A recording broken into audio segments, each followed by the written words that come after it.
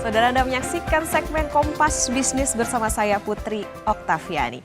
Indonesia darurat judi online. Laporan transaksi keuangan mencurigakan yang dirilis Pusat Pelaporan dan Analisis Transaksi Keuangan atau PPATK pada April 2024 ini menemukan indikasi tindak pidana asal perjudian selama Januari sampai April 2024 mencapai 12.336 kasus.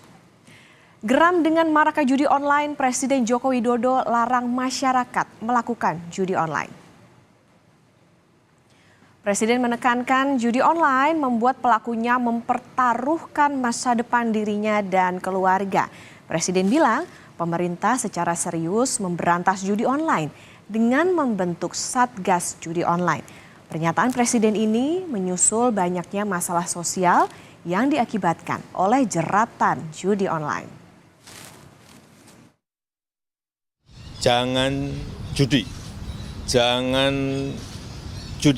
jangan berjudi, baik secara offline maupun online. Sudah banyak terjadi karena judi, harta benda habis terjual, karena judi suami istri bercerai, karena judi melakukan kejahatan, melakukan kekerasan, bahkan tidak sedikit yang menimbulkan korban jiwa. Judi itu bukan hanya mempertaruhkan uang, bukan hanya sekedar game atau iseng-iseng berhadiah, tapi judi itu mempertaruhkan masa depan. Di sisi lain pemerintah juga terus secara serius memberantas dan memerangi perjudian online dan sampai saat ini sudah lebih dari 2,1 juta situs judi online sudah ditutup.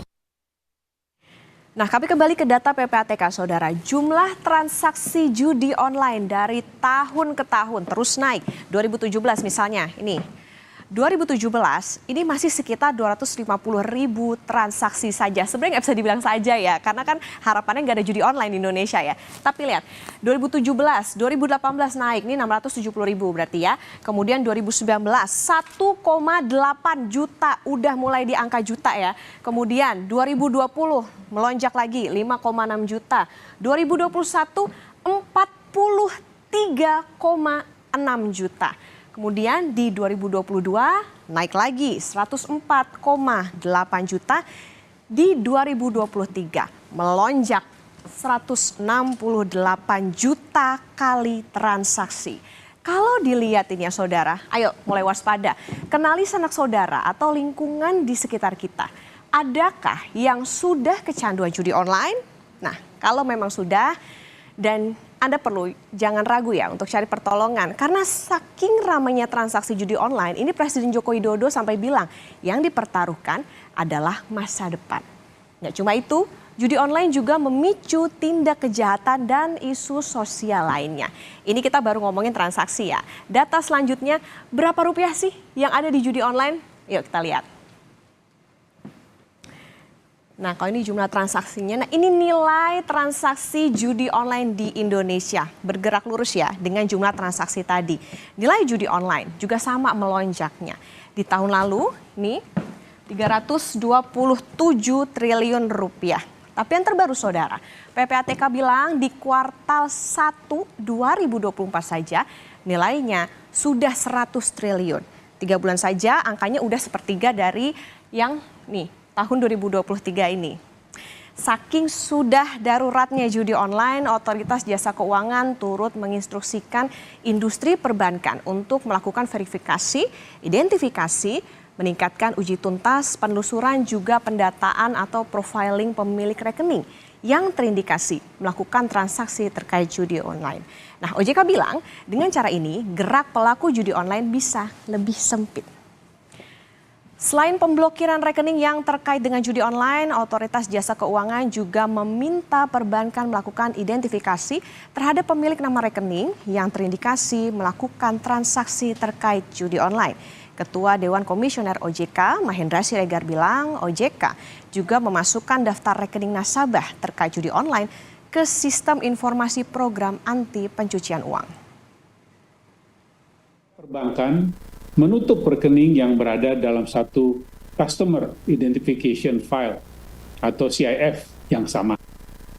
OJK juga memasukkan daftar rekening nasabah terkait transaksi judi online ke dalam sistem informasi program anti pencucian uang dan pencegahan pendanaan terorisme yang dikenal dengan sistem SIGAP, sehingga dapat diakses oleh seluruh lembaga jasa keuangan dan mempersempit ruang gerak pelaku judi online. Nah, saudara, keseriusan pemerintah perangi judi online dilakukan dengan pembentukan Satgas Judi Online dan Perpres Satgas Judi Online yang akan segera diterbitkan. Menkominfo Budi Ari bilang Satgas Judi Online akan dipimpin Menko Polhukam Hadi Cahyanto. Ya, Pak, tadi kan sudah bilang ketuanya Menko Polhukam, wakilnya Menko PMK, ketua harian bidang pencegahan Menkominfo, ketua harian bidang penegakan hukum Pak Kapolri. Ya, memastikan bahwa pemberantasan judi online dan pinjaman online ilegal ini memang harus komprehensif. Nggak bisa separuh-separuh, harus semua lini bekerja bersama-sama.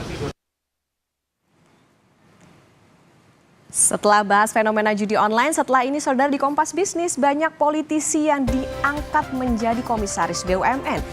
Terima kasih saudara, Anda masih bersama kami di Kompas Bisnis. Pengangkatan sejumlah tokoh dan politikus menjadi komisaris di Badan Usaha Milik Negara atau BUMN menjadi sorotan publik karena rentan konflik kepentingan. Benarkah komisaris yang dipilih memiliki kedekatan secara politis dengan pemerintah yang akan berkuasa? Kompas Bisnis sudah bersama Heri Gunawan, pengamat BUMN. Pak Heri, selamat pagi. Selamat pagi, Mbak Okta. Iya, Pak Heri, ini kan kita tahu ya ada beberapa nama yang sekarang muncul kalau bisa dibilang selain karena mereka punya hubungan kedekatan dengan Pak Jokowi, juga ada beberapa yang bisa dibilang ini petinggi TKN Prabowo Gibran waktu itu ketika masa pemilu. Nah, sebetulnya syarat material yang harus dipenuhi sebagai komisaris itu kan tentunya memiliki integritas, dedikasi, punya atau paham masalah manajemen perusahaan. Nah, gimana caranya membuktikan nama-nama yang terpilih ini bisa dikatakan kompeten atau memenuhi syarat sebagai komisaris itu, Pak? Ya, terima kasih Mbak Okta.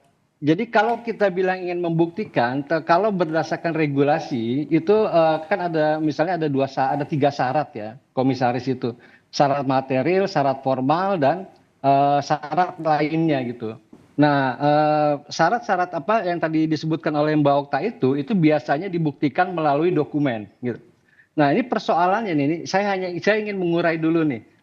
Memang betul nih sekarang ada fenomena tuh yang sangat menarik. Itu dalam waktu singkat itu ada 10 komisaris BUMN baru. 10. Jadi saya catat ya, saya rekap itu 4 dari tim sukses Prabowo Gibran. Itu yang pertama Pak Fuad Bawazir di Main ID, Prabu Revolusi di kilang Pertamina, Siti Zahra Agnia itu di Pertamina Patraniaga. Nah, Siti Zahra ini unik nih. Dia adalah istri ketua tim Fanta, tim sukses Prabowo Gibran. Kemudian ada Condro Kirono di Pertamina sebagai wakil ketua TKN Prabowo. Kemudian ada 3 dari Partai Gerindra. 1 Simon Aloysius Mantiri di Pertamina. Kemudian ada Siti Nurizka Putri di Pupuk Sriwijaya, anak perusahaan pupuk Indonesia. Dan kemudian ada Felicitas Talulembang di BSI. Nah, kemudian ada satu partai pendukung Pilpres dalam hal ini adalah Grace Natali di Main ID. Jadi dia karena PSI gagal ke Senayan, kemudian jadi staf khusus presiden dan sekarang jadi komisaris.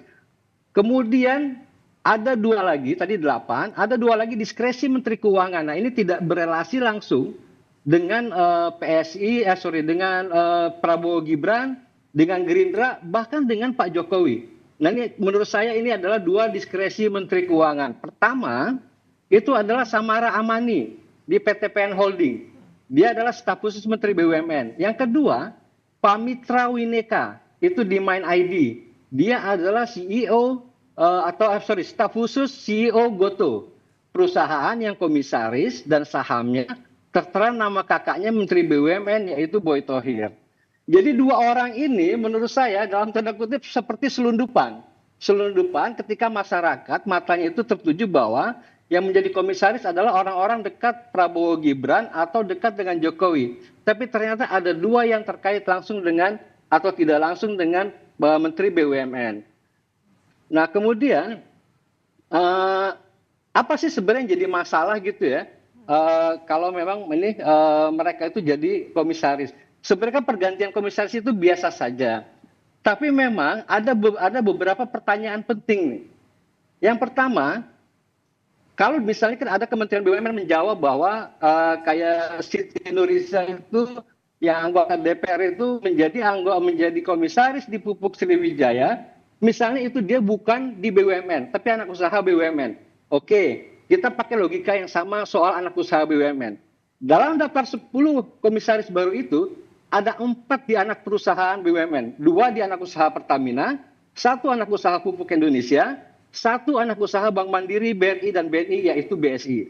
Nah, di peraturannya yang dibuat oleh Menteri BUMN nomor 3 tahun 2023 tentang organ dan SDM BUMN, rekrutmen komisaris anak usaha BUMN seharusnya dimulai dari pembentukan tim evaluasi oleh direksi BUMN sebagai pemegang saham. Pertanyaannya, pernahkah terdengar hasil kerja tim? Atau timnya ada atau tidak? Setelah itu kan ada proses, setelah ada tim evaluasi, kemudian ada proses penjaringan hingga penetapan oleh pemegang saham, dalam hal ini BUMN. Kalau di BSI, pemegang sahamnya jelas ada Bank Mandiri, ada BRI, ada BNI. Kalau di Pupuk Sriwijaya, pemegang sahamnya jelas adalah Pupuk Indonesia. Nah, kedua, pertanyaannya, anggota DPR yang diangkat jadi komisaris anak usaha BUMN, saat diangkat, kan dia masih aktif. Belakangan dibilang bahwa Siti Nurisa itu sudah mundur sejak diangkat. Bukan belum ketika diangkat. Jadi setelah diangkat, kemudian dia katanya mundur. Kan mundur tidak berlaku pada saat itu juga. Mundur itu ada proses, misalnya 1 bulan gitu ya. Nah, pertanyaannya, tim evaluasi BUMN sebagai pemegang saham yang mempertimbangkan anggota DPR jadi komisaris di anak perusahaannya itu apa?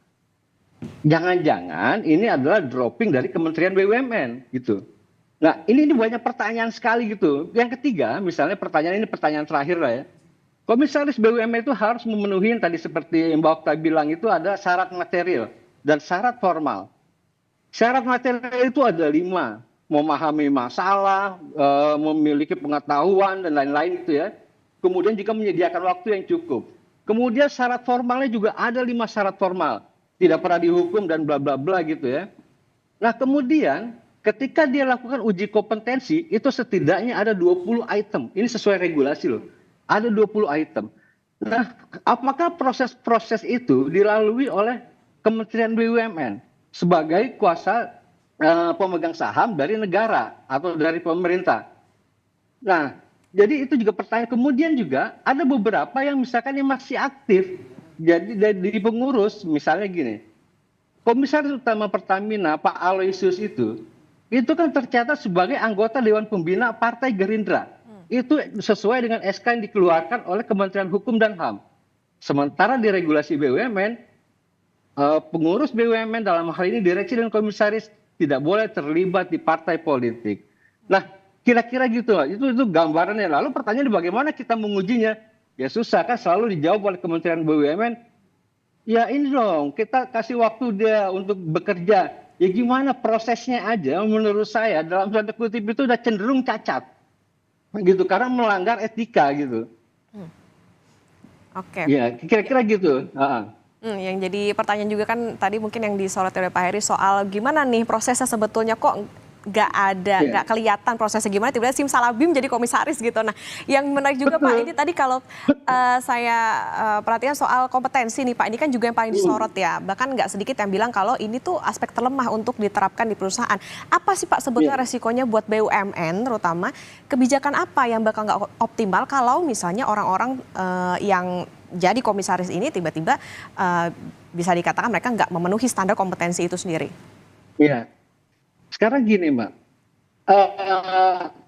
tugasnya komisaris itu sesuai regulasi apapun yang bicarain tentang Dewan Komisaris, itu tugasnya cuma 2+1.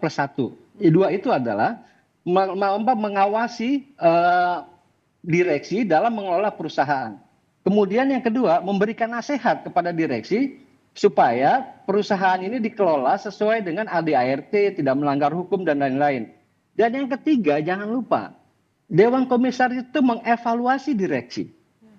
Bisa dibayangkan kalau anggota Dewan Komisaris tidak memiliki kompetensi yang memadai. Apa yang mau dievaluasi? Misalnya gini, ambil contoh yang paling yang ekstrim ya.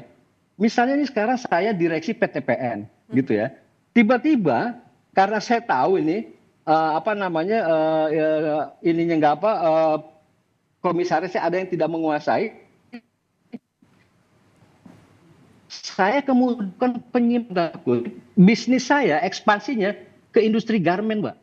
Saya berkilah, ini penting industri garmen. Kenapa? Karena karyawan kita ribuan. Industri garmen itu akan hidup dari kita sendiri, misalnya kayak gitu. Bla bla bla bla. Belum lagi ngomongin soal teknis, soal pengolahan hasil yang dibuat oleh yang diterima oleh PTPN atau dari Main ID atau dari Pertamina. Industri Pertamina juga begitu besar, beragam. Anda bisa bayangin dia tidak punya kompetensi, misalnya tidak punya kompetensi manajemen. Oke lah nggak punya kompetensi manajemen, tapi punya kompetensi ekonomi makro. Oh nggak punya juga, oke deh, punya kompetensi ilmu politik. Sehingga mampu membaca pergerakan arah politik yang akan mempengaruhi kondisi perekonomian atau policy misalnya. Baik. Kalau nggak mampu juga yang lain, ya sudah deh, mendingan nggak usah gitu. Ya, artinya memang yang diwaspadai adalah soal konflik kepentingan ya Pak ya. Tapi sebenarnya gimana sih Pak proses ideal pengangkatan komisaris di perusahaan strategis? Gimana kalau Pak Heri lihat selama ini prakteknya di Indonesia? Nah, sebenarnya dari sisi peraturan, dari regulasi itu menurut saya itu udah ideal. Tapi yang menjadi masalah kan kalau di regulasi itu, kalau untuk industri keuangan itu sudah mereka harus berhadapan dengan OJK untuk melakukan fit and proper test. Tapi kalau misalnya dia bukan industri keuangan, maka fit and proper test atau prosedurnya itu juga dilakukan oleh internal BUMN, oleh Kementerian BUMN misalnya. Tapi bisa juga Kementerian BUMN menyewa lembaga profesional. Tapi saya yakin proses itu ada yang tidak dijalankan. Saya percaya itu kenapa? Ambil contoh, mohon maaf ya, saya sebut nama aja kebetulan. Misalkan Samara Amani, dia di awal sekitar katakanlah dia di 13 Desember itu diangkat jadi staf khusus. 19 Desember kemudian jadi komisaris PTPN. Dalam sekitar seminggu, apa yang bisa dilakukan oleh pemerintah? Padahal ketika mengangkat komisaris BUMN itu ada penjaringan. Kalau penjaringan itu kan artinya lebih dari satu calonnya. Katakanlah ada 3, kemudian dilihat tadi seperti Mbak Okta bilang syarat materialnya, syarat formalnya, memadai, ternyata yang memadai cuma 2. Dari 2 kan akan dilakukan uji kepatutan dan kelayakan. Nah dari situ baru, ini cocok nih, sesuai dengan yang dibutuhkan misalnya oleh PTPN saat ini. Misalnya dia ahli teknologi informasi, karena memang ada digitalisasi di PTPN, dia aja deh, gitu. Nah sehingga dia bisa mengawasi dan memberikan nasihat yang baik untuk kemajuan perusahaan. Jadi itu kan proses itu tidak transparan, Mas, persoalannya gitu. Ya, betul. Nah itu jangan-jangan itu diabaikan gitu. Ya, jadi memang kalau tadi dikatakan kalau memang dari pemerintah sendiri mengatakan oke, udah lolos secara uji kelayakan dan juga kepatutan, tapi yang jadi harapannya tentu orang-orang yang akhirnya mengisi jabatan komisaris ini adalah yang tentunya kompeten ya Pak ya, karena jangan sampai ini nanti karena mereka sebelumnya sempat dekat misalnya dengan Pak Jokowi ataupun juga Prabowo Gibran, maka nanti dikhawatirkan bisa adanya konflik kepentingan di sana. Tentu kita nggak mengharapkan itu. Baik, terima kasih Pak Heri Gunawan, pengamat BUMN sudah bersama di Kompas Bisnis. Sehat selalu Pak.